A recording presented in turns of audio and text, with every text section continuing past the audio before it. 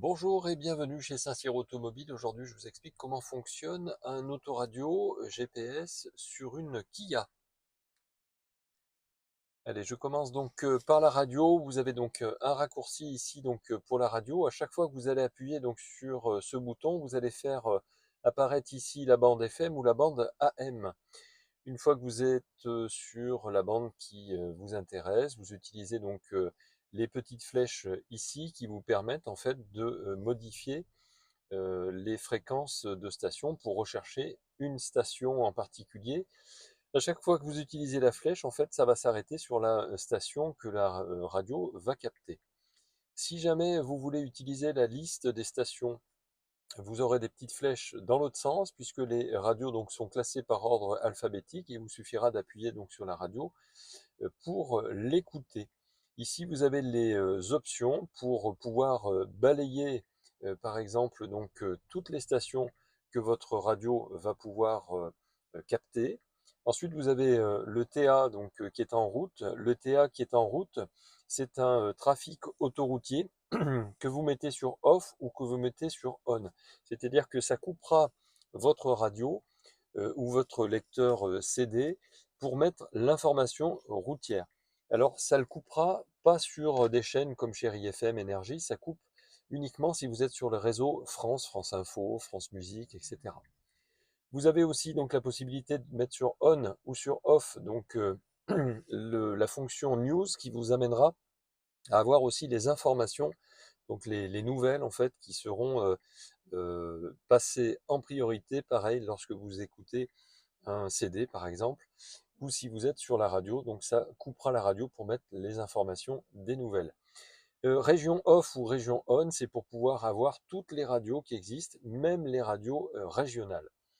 Pour les pré-réglages, donc ce qu'on appelle aussi la mémorisation des radios, il suffira donc en fait d'aller sur la radio que vous souhaitez écouter et ensuite vous allez dans pré-réglage et si vous voulez l'installer en mémoire numéro 1, bah, vous laissez le doigt appuyé dessus et à ce moment-là la mémoire remplace la précédente mémoire. La petite flèche qui est ici, c'est pour avoir les 12 présélections que vous allez pouvoir mémoriser.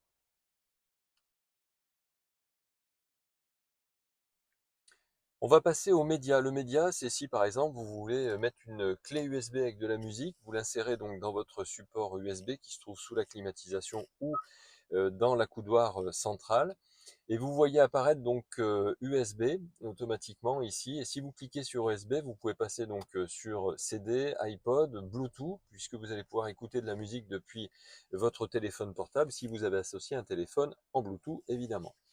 Après, ça fonctionne comme la radio. Vous avez des petites touches ici qui vous permettent de passer d'une piste à l'autre. Vous allez pouvoir faire apparaître donc la liste de toutes les pistes que vous avez sur votre clé internet pour pouvoir basculer d'une musique à l'autre en cliquant dessus. Et dans l'option, vous avez aussi donc la possibilité de faire répéter donc la piste. Vous allez pouvoir répéter le dossier ou le mettre sur off. Le random donc c'est pour pouvoir lire de façon aléatoire toute la musique de votre dossier, tout la clé USB où vous le mettez sur off. Le dossier, c'est ce qui vous permet d'avoir donc toute la liste de tout ce que vous avez donc sur le dossier.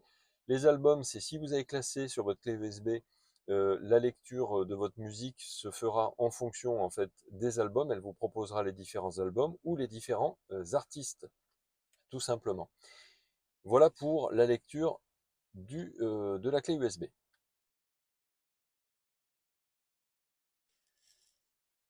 Ensuite, vous avez donc sur votre autoradio une petite lune ici. Lorsque vous appuyez en fait sur la lune, vous faites disparaître en fait l'écran de votre voiture en rappuyant dessus. Vous le rééclairez tout simplement. Ça vous permet de ne pas être embêté par la luminosité de votre écran la nuit, lorsque vous roulez la nuit.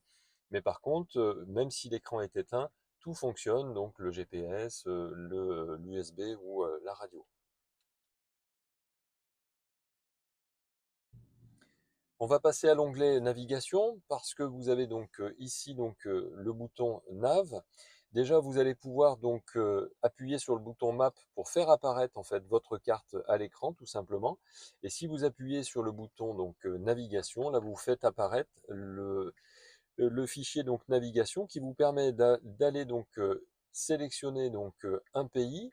Si votre cartographie a plusieurs pays, vous choisissez d'abord le pays donc qui vous permet d'aller à destination. Bien sûr, il faudra, si vous allez en Espagne, choisir d'abord le pays espagnol pour pouvoir rentrer l'adresse. Ensuite, vous allez donc ici donc sur sélectionner la ville. Alors, on va déjà mettre le pays, par exemple France. Une fois que vous avez fait ça, vous allez pouvoir effectivement saisir l'adresse avec sélectionner la ville. Vous cherchez par exemple à aller à Annonay. Vous cliquez ici et vous voyez que votre pavé donc vous laisse disponible que les lettres susceptibles de trouver une correspondance. Si jamais vous pouvez donc cliquer donc sur toutes les lettres, ou sinon vous allez cliquer ici sur le petit bouton OK, pardon, qui vous permettra d'avoir la liste de toutes les possibilités qu'il va vous proposer et qu'il a dans la base de données. Vous avez donc ensuite à taper la rue. Alors si par exemple vous avez une rue qui est assez longue comme rue Pierre de Coubertin, je vous conseille moi de taper simplement les premières lettres et du prénom par exemple de la rue, et lui il va vous faire les propositions directement. Vous cliquez donc sur la bonne rue, vous cliquez sur l'adresse, vous voyez il vous laisse des possibilités, et une fois que vous avez fait ça, vous avez quasiment fini puisque vous avez donc option ici.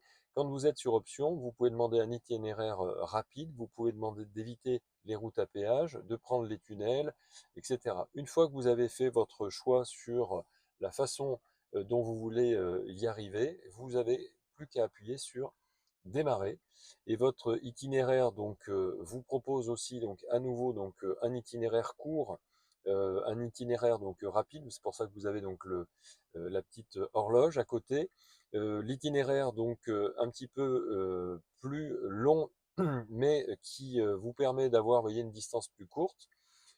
Et 8,6 km, c'est l'itinéraire en fait écologique. C'est pour ça qu'il est en vert aussi, qui vous permet de supprimer en fait directement les autoroutes et de ne passer que par les nationales ou départementales. La navigation guidée commence. Vous démarrez Veuillez les dé- faire demi-tour si Voilà. possible.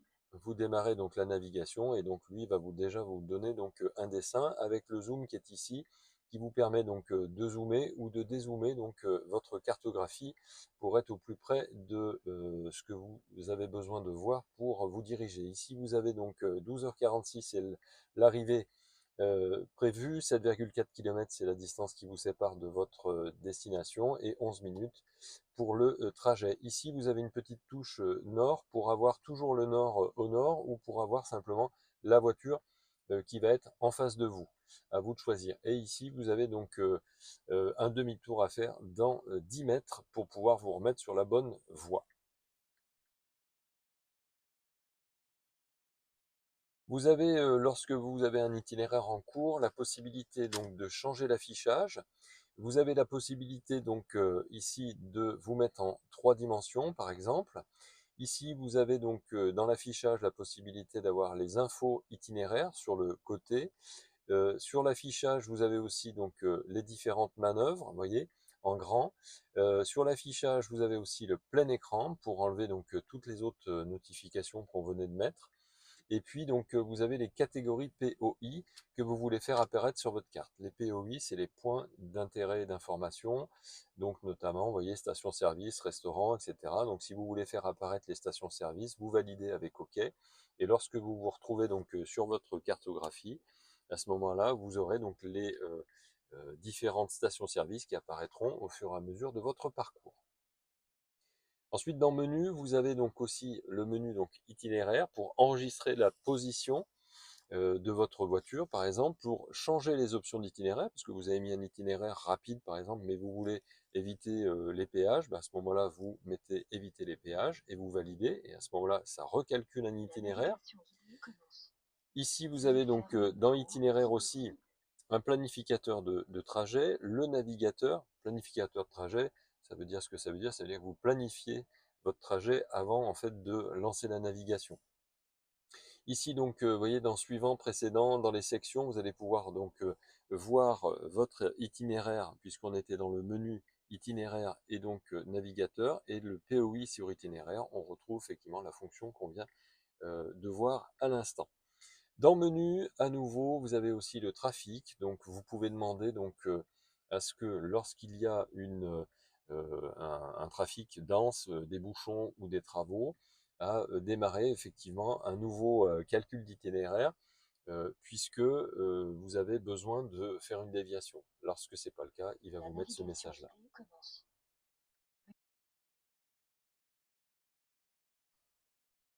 Après, donc, pour les réglages de la navigation, vous pouvez donc rappuyer donc sur le bouton navigation et à ce moment-là, donc vous avez la possibilité d'avoir un réglage avancé qui vous permet donc de saisir donc vous voyez les latitudes et longitudes au niveau de l'adresse du GPS, de planifier donc un trajet. Hein, donc vous planifiez votre trajet sans pour autant le lancer, ça vous permet de savoir à peu près quelle distance vous avez vers la destination, d'enregistrer une destination. Si par exemple vous voulez aller quelque part et donc vous voulez pas être obligé de le taper à chaque fois, ou d'enregistrer donc la position avec un nom. Une fois que vous avez fait ça, eh bien vous allez pouvoir effectivement aller dans les favoris et comme vous avez enregistré, vous l'enregistrez donc sur le numéro 1 par exemple. Maintenant, si vous souhaitez arrêter un guidage, il vous suffira aussi d'aller dans Navigation et puis vous allez arrêter le guidage en appuyant donc ici tout simplement. Si vous souhaitez retourner donc à une adresse que vous avez précédemment utilisée, vous allez toujours dans le bouton navigation et au lieu d'aller sur adresse, vous allez dans dernière destination et là vous retrouvez effectivement la destination qu'on avait saisie. Vous recliquez dessus et vous pourrez donc démarrer à nouveau la navigation. Dans le même bouton, donc, vous avez donc le carnet d'adresses. Là, pour l'instant, donc, il est vide puisqu'on n'a pas mémorisé donc d'adresse. Vous avez les POI, donc les points d'information et d'intérêt en fait de votre cartographie. Vous pouvez demander donc à proximité de voir quelle est la station-service la plus proche, par exemple, ou le restaurant, ou l'hôtel, etc. Et une fois que vous avez fait ça, vous voyez, il fait son petit calcul et il vous dit que vous avez Avia, Carrefour, etc. Et vous avez la destination. Il suffira de cliquer dessus pour lancer la navigation jusqu'à ce point d'intérêt. Vous avez aussi donc le service Kia pour savoir quel est le service Kia le plus proche de chez vous. Et vous avez aussi donc la possibilité d'avoir un numéro de téléphone que vous avez euh, déjà enregistré pour pouvoir avoir rapidement accès à ce numéro. Vous avez donc l'onglet donc avancé avec, comme je vous le disais, l'enregistrement d'une position tout à l'heure. Et là, vous retrouvez donc vos favoris. À chaque fois que vous êtes dans navigation et que vous êtes en train de faire une manipulation, vous pouvez revenir à la cartographie simplement en cliquant sur le bouton Map. On va passer à l'onglet paramètres avec la petite roue crantée qui est ici. Donc paramètres donc, du système par exemple, où là vous allez pouvoir donc changer la langue de votre autoradio. Vous allez pouvoir changer l'horloge. Donc vous avez donc l'heure ici qui est affichée. Vous avez donc 12 heures ou 24 heures. Vous pouvez demander donc en automatique pour avoir donc l'heure qui se met à jour par rapport au GPS, ou vous pouvez donc cliquer sur manuel pour pouvoir saisir votre heure tout simplement. Et puis après, vous avez moins une heure plus une heure en fonction de l'heure d'été ou l'heure d'hiver. Les unités, si vous faites une escapade en Angleterre, vous pouvez passer en miles donc, ou en kilomètres. Démo navigation, c'est ce qu'on est en train de faire. Et puis vous avez donc réglage par défaut. Si vous souhaitez par exemple vendre votre voiture, vous allez pouvoir euh, réinitialiser finalement votre poste autoradio. Donc vous pouvez demander tout, ou vous pouvez demander simplement donc la réinitialisation de l'audio, donc de toutes les pistes de stations que vous avez mémorisées, de toutes les navigations que vous avez remplies dans votre GPS et de tous les téléphones. Et une fois que vous faites OK, vous validez et ça réinitialise uniquement ce que vous avez sélectionné. Là, en l'occurrence, on a sélectionné donc uniquement le téléphone et la navigation. Et maintenant, donc, il n'y aura plus rien. Par contre, ça aura conservé les données pour la radio. Dans les paramètres, vous avez donc le paramètre du trafic avec la possibilité donc de mettre la station donc automatique de radiotrafic, soit en auto, soit en off, soit en on. Voilà, moi je vous conseille en automatique. Ensuite, vous avez donc les paramètres de la navigation avec l'affichage des embranchements des autoroutes, le guidage avancé sur les changements de voie. Donc l'affichage d'embranchement des autoroutes, c'est-à-dire que vous allez avoir un petit dessin qui vous dit quel embranchement il faut prendre.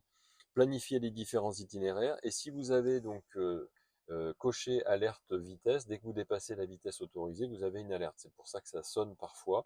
Et sinon, donc, vous avez le guidage dynamique qui va effectivement vous proposer des déviations si jamais il y a des bouchons. Ici, vous avez le paramètre audio qui vous permettra donc de demander donc le son de la navigation donc guidée, le clic à l'écran ou pas. Donc et puis lorsque vous cliquez sur son, vous allez pouvoir régler donc les graves, les médiums, les aigus. Vous allez pouvoir centrer tout ça. Vous allez pouvoir aussi donc pareil ajuster donc à l'avant, à l'arrière ou à gauche ou à droite et vous allez pouvoir centrer aussi pour remettre donc à zéro le système. Et enfin, vous avez donc l'affichage ici, donc avec une luminosité donc qui peut être basse, moyenne ou élevée. Et puis après, vous allez avoir aussi donc le mode carte automatique, c'est-à-dire que la cartographie qu'on a vue tout à l'heure qui était donc foncée va passer en mode clair, puisque ce mode-là va passer automatiquement en mode nuit dès que vous basculez avec les feux, par exemple, de votre voiture. Donc dès que vous avez les feux, en vous mettant en mode auto, vous avez un affichage qui va passer en mode nuit naturellement. J'espère que ça vous aura été utile. Bien sûr, nous restons à votre disposition. Si vous avez des questions, laissez-nous un petit commentaire. On répond à tout le monde. Vous l'aurez compris, ce n'est pas notre métier de base, bien sûr, mais on fait ça pour nos clients à la base. Et puis finalement, on se rend compte qu'il y a beaucoup de gens qui nous réclament d'autres vidéos pour savoir comment fonctionne leur voiture. Donc, on est à votre disposition. C'est un vrai plaisir de pouvoir vous aider. À très bientôt.